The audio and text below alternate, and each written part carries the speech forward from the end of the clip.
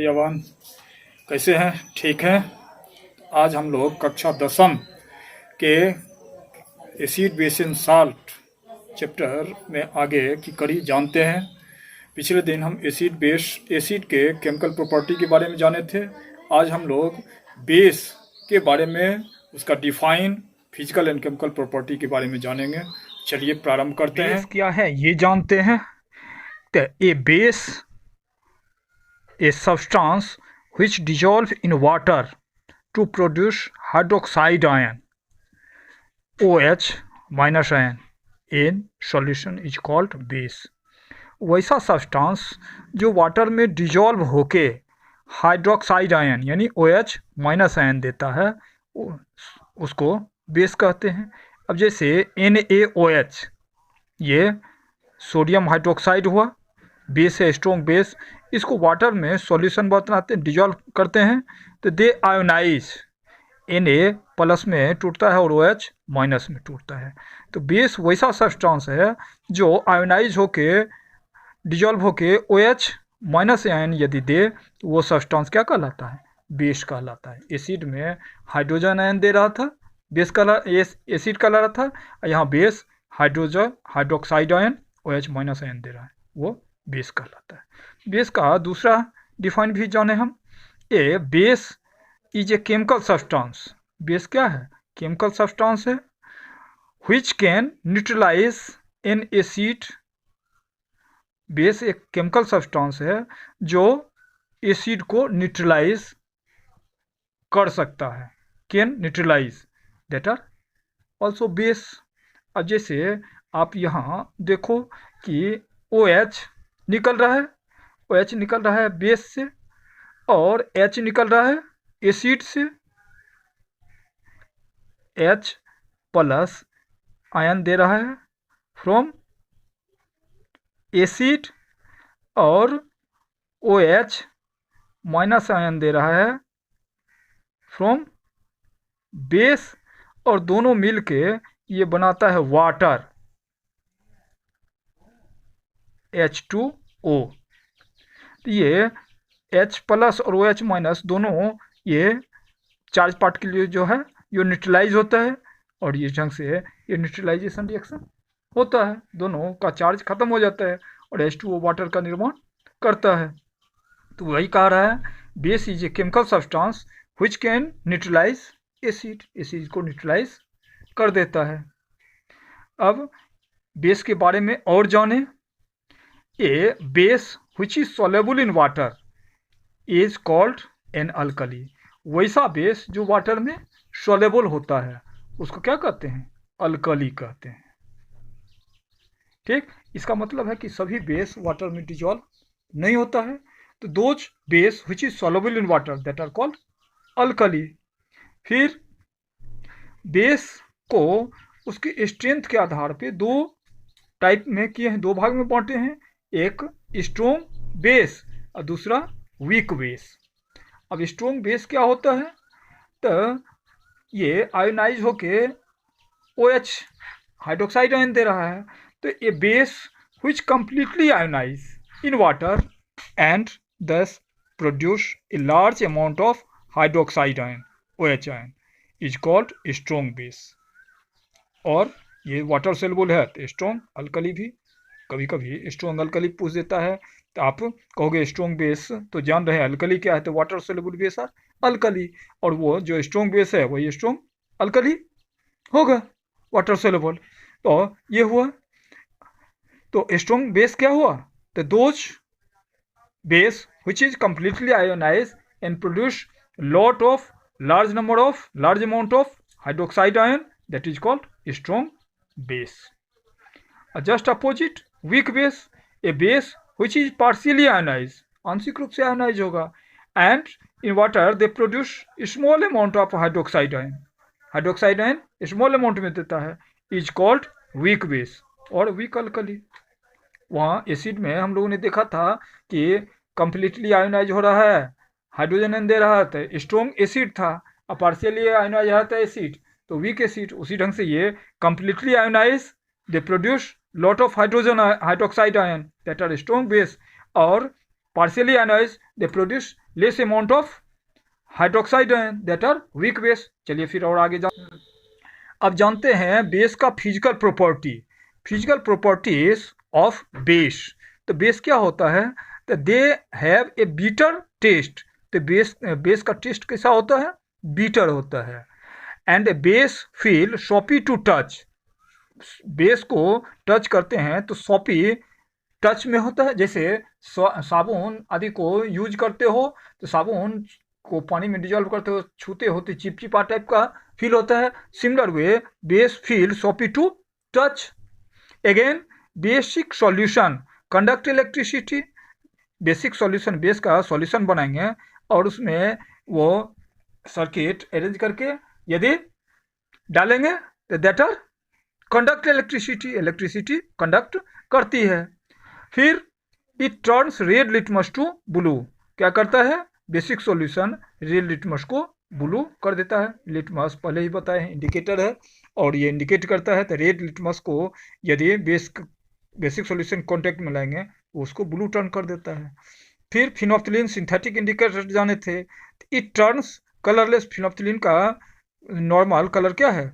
कोई नहीं, कलरलेस है. It turns colourless phenolphthalein into pink. Pink colour develop करता है. That are basic colour character show करता है. तो these are the physical character. अब पुनः ये बेस का केमिकल करेक्टर जानने का प्रयास करते हैं. तो base react with some metal, यानी बेस सभी माने केमिकल रिएक्टिविटी में आप देखोगे मेटल नॉन मेटल में आगे कुछ मेटल है मोर रिएक्टिव, कुछ है लेस रिएक्टिव. तो base react with some metal to form salt and hydrogen gas.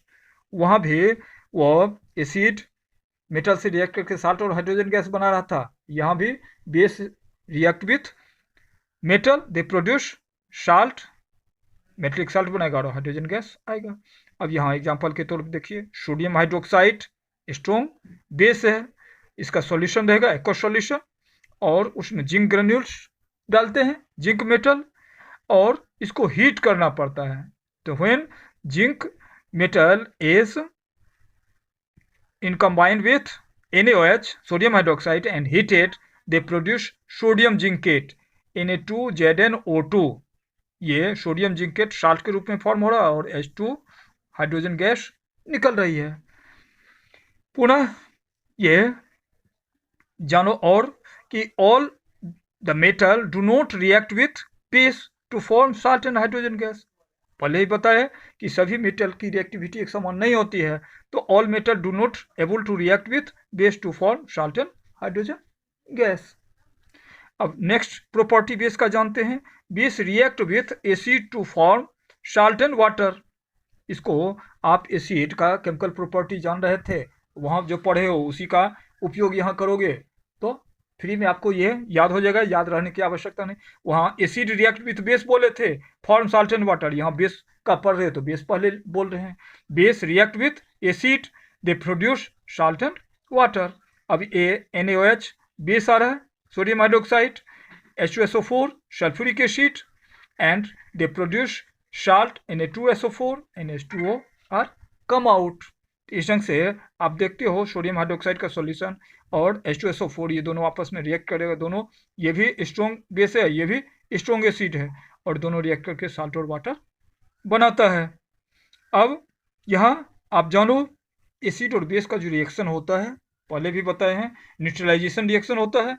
तो when an acid and base combined then the real neutralisation reaction occurs. जब एसिड और बेस आपस में कंबाइन होता है, रिएक्ट करता है, तो वास्तव में न्यूट्रलाइजेशन रिएक्शन होता है. Neutralisation reaction take place due to, अब क्यों, कॉम्बिनेशन ऑफ हाइड्रोजन आयन. ये हाइड्रोजन आयन कंबाइन होता है. ये H आगे लेते हैं, ये पहले भी बताए हैं, H2SO4 से H रिलीज होता है और NaOH से OH से यहाँ combined with hydrogen ion present in acid and hydroxide ion present in the base to form water. और ये आगे देखते हैं.